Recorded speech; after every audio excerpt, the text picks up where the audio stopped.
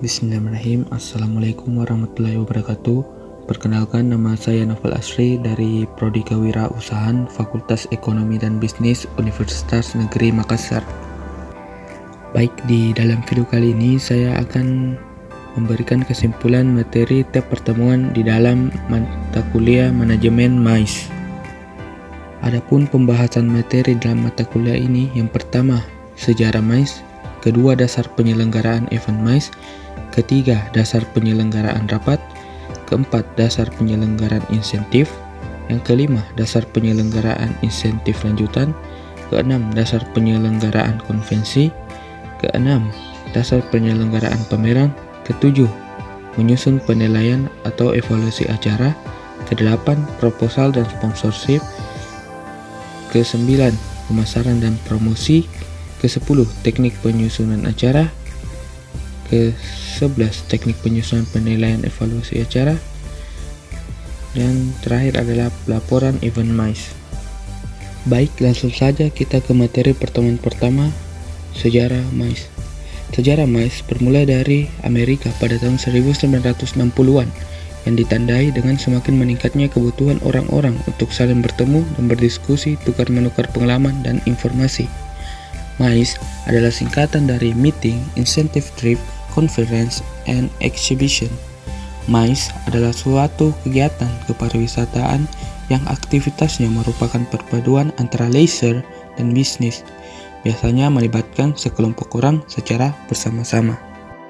Selanjutnya masuk ke materi pertemuan kedua, dasar penyelenggaraan MAIS. Dasar penyelenggaraan MAIS adalah untuk menyelenggarakan kegiatan promosi seperti brand activation, launching produk, company gathering, anniversary, exhibition, seminar, dan lain sebagainya, mulai dari persiapan hingga pelaporan atau evaluasi kegiatan yang diselenggarakan. Adapun kemampuan dasar yang diperlukan dalam bidang yaitu bidang analisis, bidang sistematis, sikap customer oriented, update knowledge atau informasi, kemampuan administrasi, dan sikap komunikatif. Selanjutnya di dalam materi pertemuan 3 dan 4, dasar penyelenggaraan rapat. Rapat merupakan salah satu cara berkomunikasi dalam sebuah organisasi. Di sebuah perusahaan, rapat juga berfungsi untuk membantu para manajer dalam memantau kinerja operasional anak buahnya atau dalam melakukan koordinasi dengan bawahan atau tim yang lain. Rapat dibedakan berdasarkan tujuan, sifatnya, jangka waktu, frekuensi, nama, dan urgensinya. Tujuan rapat untuk memecahkan masalah, memberi informasi, melakukan kerjasama atau perundingan, dan untuk memenuhi salah satu ketentuan perundang-undangan. Adapun tanggung jawab sekretaris dalam persiapan rapat yaitu membuat agenda rapat, menentukan peserta, membuat undangan, membuat daftar hadir, mempersiapkan bahan rapat, mempersiapkan peralatan dan perlengkapan rapat, dan terakhir mempersiapkan ruang rapat. Lalu, materi pertemuan kelima, dasar penyelenggaraan insentif.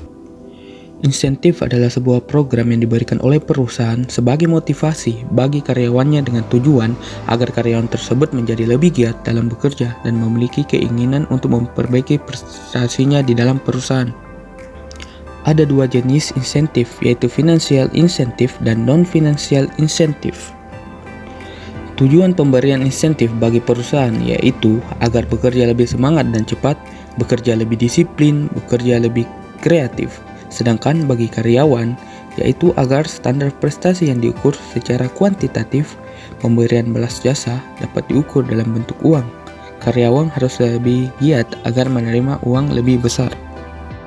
Adapun bentuk perjalanan wisata berdasarkan tujuannya, wilayah, kesehatan, olahraga, pendidikan, siarah, penyiapan, dan kelas. Baik, selanjutnya masuk ke materi pertemuan ke-6, dasar penyelenggaraan insentif lanjutan. Tujuan dan sasaran perjalanan insentif yaitu reinforce their message, or gain market share, reduce losses, increase sales, improve margins, reach sales people, dealer distributor, customer service employee, create loyal customer atau employees, retain employees, be competitive, overcome market condition, raise employee morale. Adapun kunci sukses program insentif yaitu memahami regulasi lokal, memahami gaya hidup, serta tradisi budaya lokal, dukungan dari pemerintah lokal, dukungan dari otoritas bandara, layanan profesional dalam sebuah program insentif, tim kerja handal dan tangguh, hubungan yang baik dengan penyelenggara event, penguasaan informasi, dan produk atau supplier. Faktor yang perlu diperhatikan dalam wisata insentif yaitu sensitivitas terhadap media publikasi, sensitivitas akan keselamatan, dan antisipasi dalam sebelum dan pelaksanaan program. Selanjutnya materi pertemuan ke-7 dasar penyelenggaraan konvensi. Convention atau konvensi adalah kata benda yang punya arti jamak, antara lain dapat diartikan sebagai rapat, pertemuan atau adat kebiasaan, hukum tak tertulis, atau perjanjian, persetujuan, atau kaidah tertentu. Adapun arti dari konvensi menurut Undang-Undang Kepariwisataan Republik Indonesia dikatakan bahwa kongres, konferensi, dan konvensi merupakan suatu kegiatan berupa pertemuan sekelompok orang, baik itu negarawan, usahawan, cendekiawan, dan sebagainya, untuk membahas masalah-masalah yang berkaitan dengan kepentingan bersama. Kemudian, konvensi memiliki sifat lokal, daerah, regional, dan internasional. Selanjutnya, ada yang dikenal dengan sebutan PCO atau Professional Conference Organizer, suatu badan hukum atau perorangan atau sekelompok orang yang tugasnya merencanakan, mempersiapkan, dan melaksanakan penyelenggaraan suatu konferensi secara profesional. Selanjutnya materi pertemuan ke-8, dasar penyelenggaraan pameran. Pameran adalah suatu kegiatan promosi yang dilakukan oleh produsen, kelompok, organisasi, perkumpulan tertentu dalam bentuk menampilkan display produk kepada calon relasi ataupun pembeli. Dengan adanya kegiatan pameran ini, rangkaian ekonomi yang dapat dicapai menjadi sangat berantai, menguntungkan, dan dapat dirasakan oleh banyak pihak. Alasan inilah yang menjadikan tingkat pertumbuhan para pengusaha penyelenggara MICE bermunculan. Jenis-jenis pameran dibedakan berdasarkan waktu penyelenggara, jumlah seniman, dan ragam jenis karya. Lalu, media di dalam pameran ada media visual, yaitu media visual 2 dimensi dan 3 dimensi. Dalam pembuatan pameran harus menetapkan tujuan, tema, kepanitiaan, waktu dan tempat, serta menyusun proposal kegiatan dalam pameran. Materi pertemuan ke-9, teknik menyusun penilaian. Evaluasi adalah proses menentukan nilai untuk suatu hal atau objek yang berdasarkan pada acuan-acuan tertentu untuk menentukan tujuan tertentu. Hal pokok dalam evaluasi meliputi program, komponen kegiatan, tempat atau fasilitas, peserta, dan keuangan. Di dalam evaluasi event dibagi menjadi 3 tahap. Yang pertama tahap persiapan, kedua tahap pelaksanaan, dan ketiga dan terakhir adalah tahap akhir. Selanjutnya, materi pertemuan ke-10, proposal dan sponsorship. Proposal adalah bentuk pengajuan atau permohonan, penawaran baik dalam bentuk ide, gagasan, pemikiran, ataupun rencana kepada pihak lain, guna mendapatkan dukungan, baik itu bersifat izin, persetujuan, dana, dan lain sebagainya. Tujuan dari pembuatan proposal yaitu untuk mendapatkan bantuan, dukungan, dan perizinan.